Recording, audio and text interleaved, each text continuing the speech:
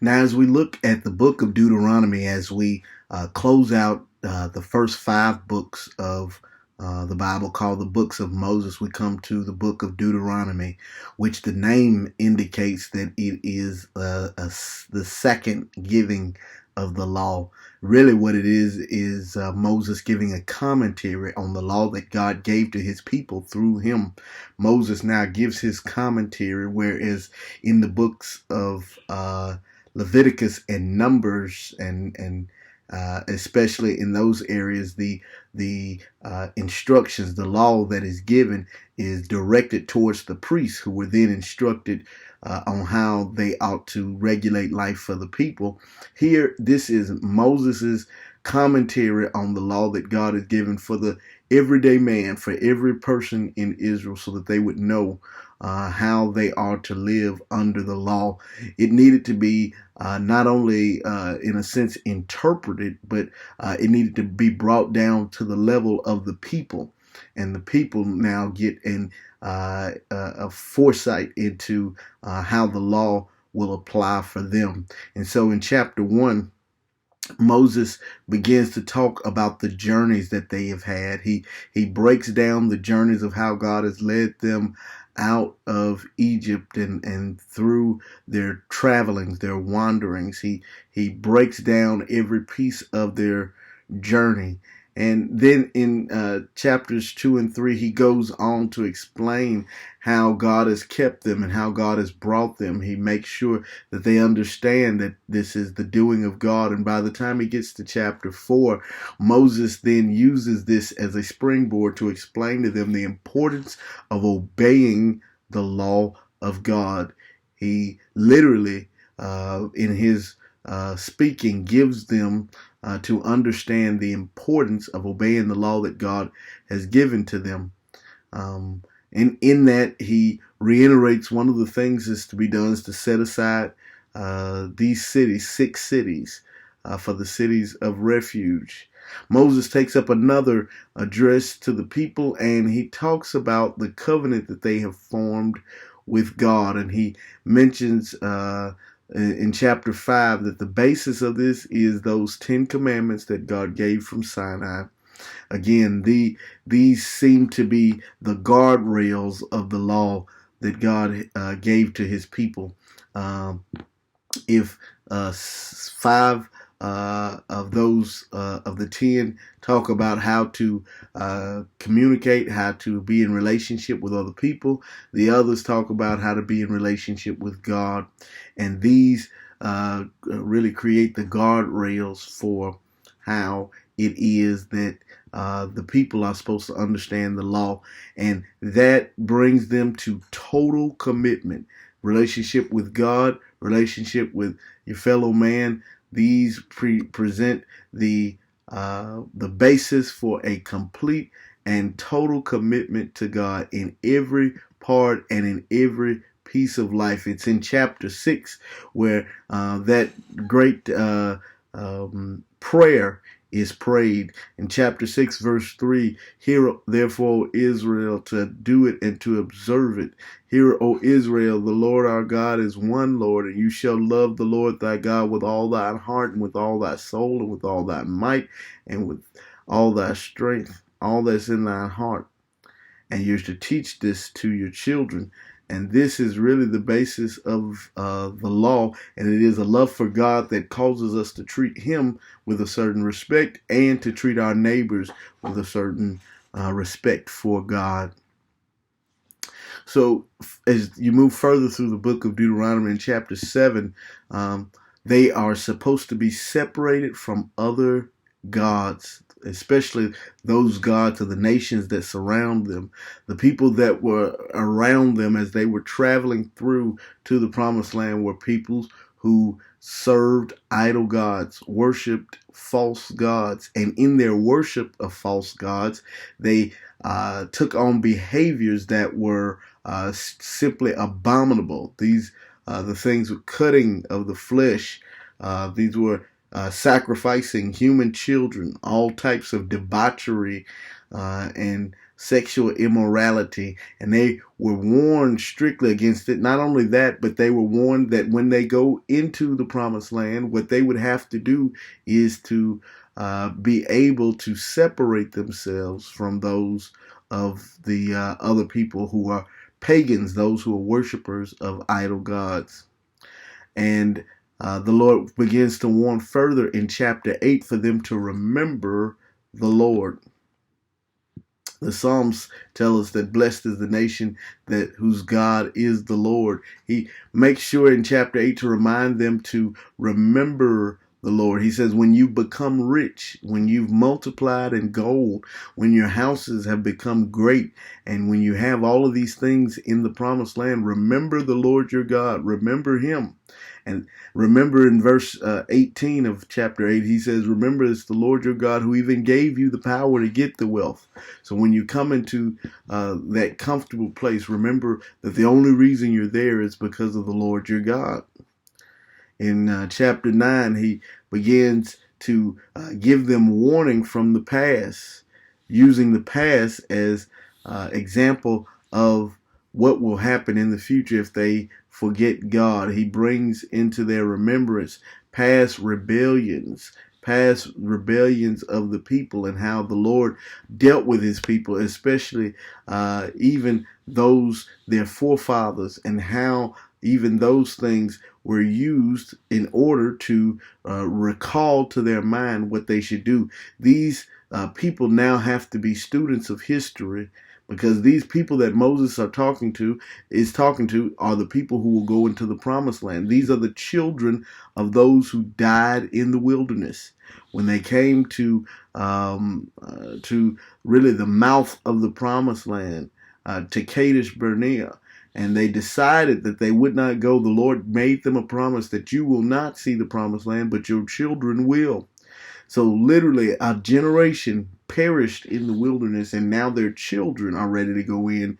And this is part of the reason why Moses has to give them a new interpretation, a new giving of the law. It's the same law. He brings it to their level because now they must be students of history to learn to avoid the calamities that their parents came into. In chapters 10 and 11, Moses admonishes the people to fear and to love the Lord and to obey him and to do the things that he has said to do. And they will bring from that great blessing if they heed his words. Then in chapter 12, Moses begins to talk about instructions on how they are to live life. He is really giving them the roadmap to go forward as he now is preparing to leave the scene. In chapter 12, he talks about the life of worship. In chapter really 12 through 16, he begins to talk about the offerings that are to be given. He begins to talk about how worship is supposed to take place. He begins to talk about even the places where worship are to take place. He gives them instructions to tear down the places where those who worship false gods worship.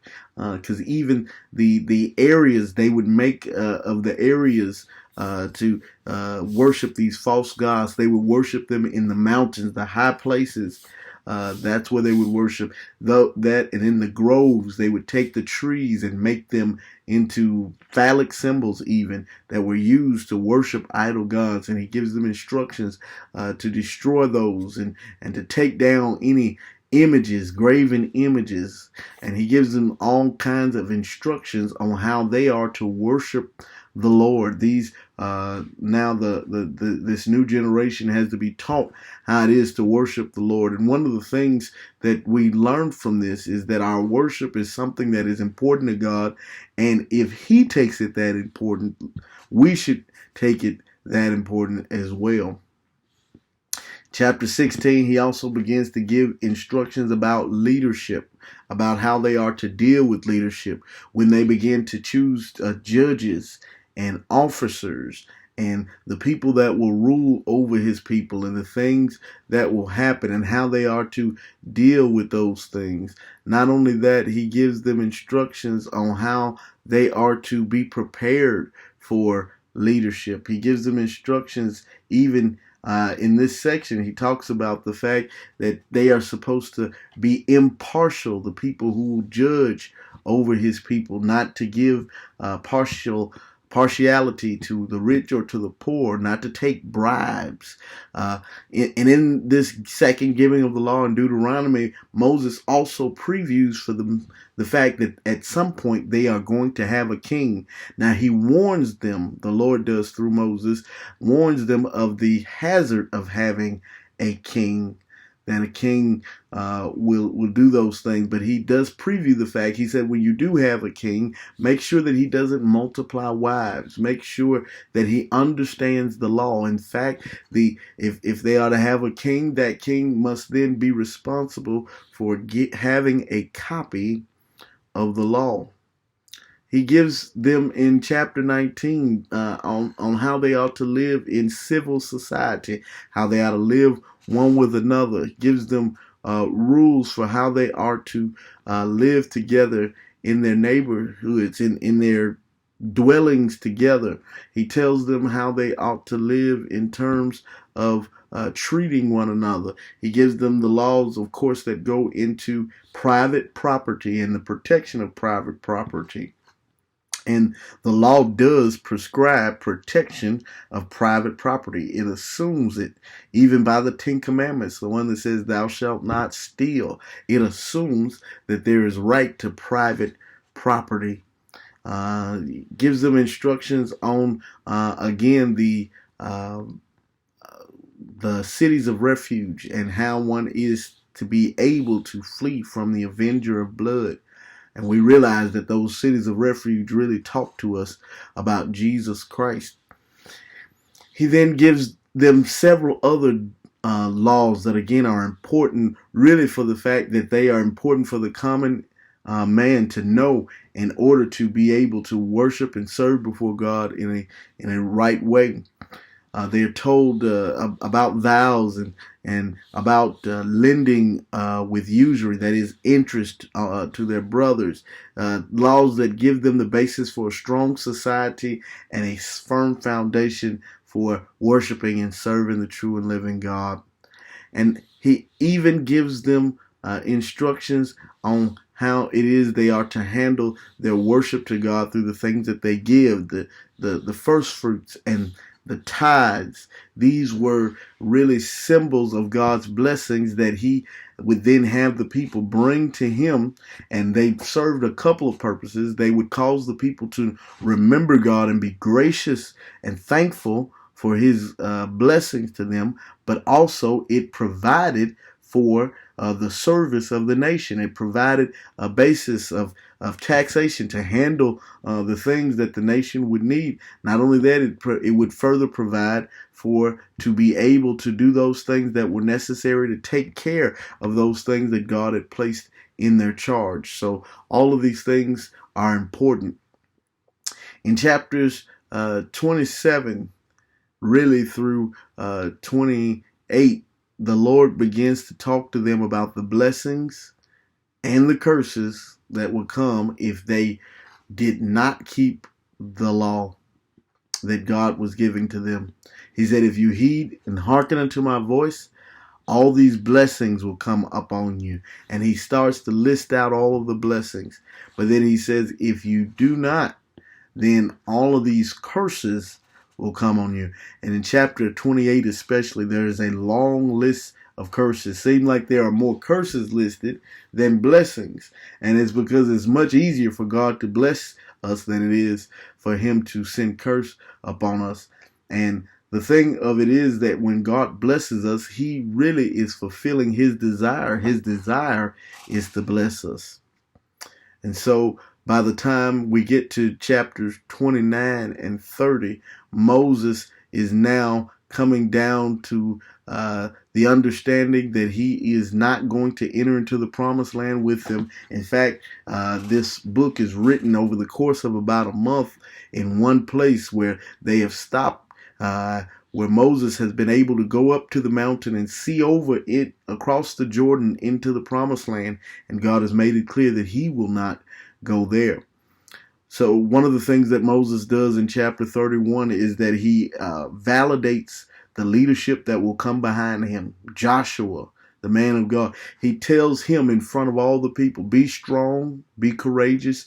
You know what you have to do. You know that you need to lead the people. Lead them courageously.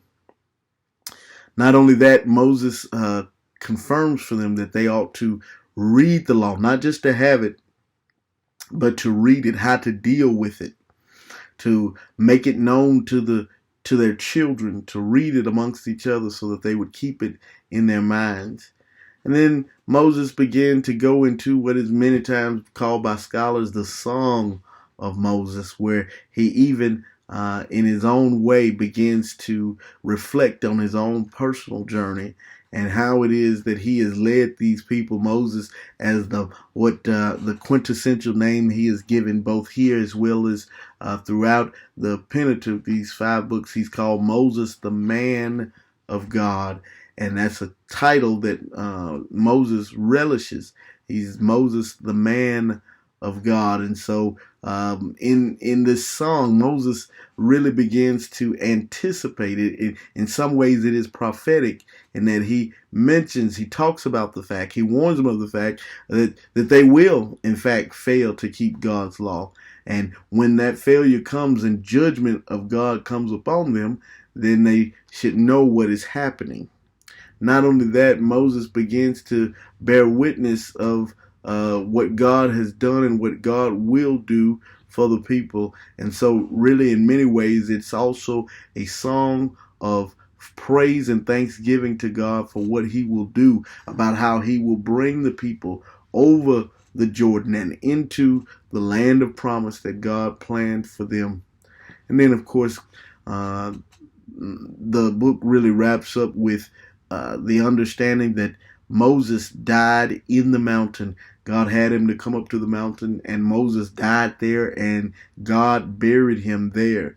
And the reason God did so is because if Moses were buried, otherwise people would make his burial place into a monument, into a place even that could be worshiped, because Moses was such a great man. This lawgiver really brought the people. He was a leader of the people and established the people where there really was none before.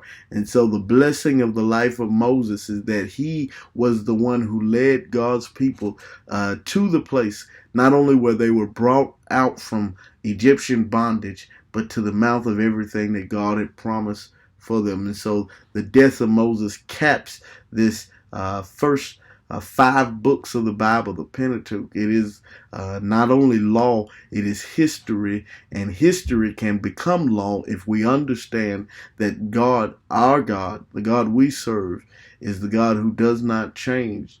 In fact, Jesus Christ says, I am the same yesterday, today, and forevermore. And so we understand that what things we have seen of the Israelites are for our learning. And if we really take to heed, just like Moses makes sure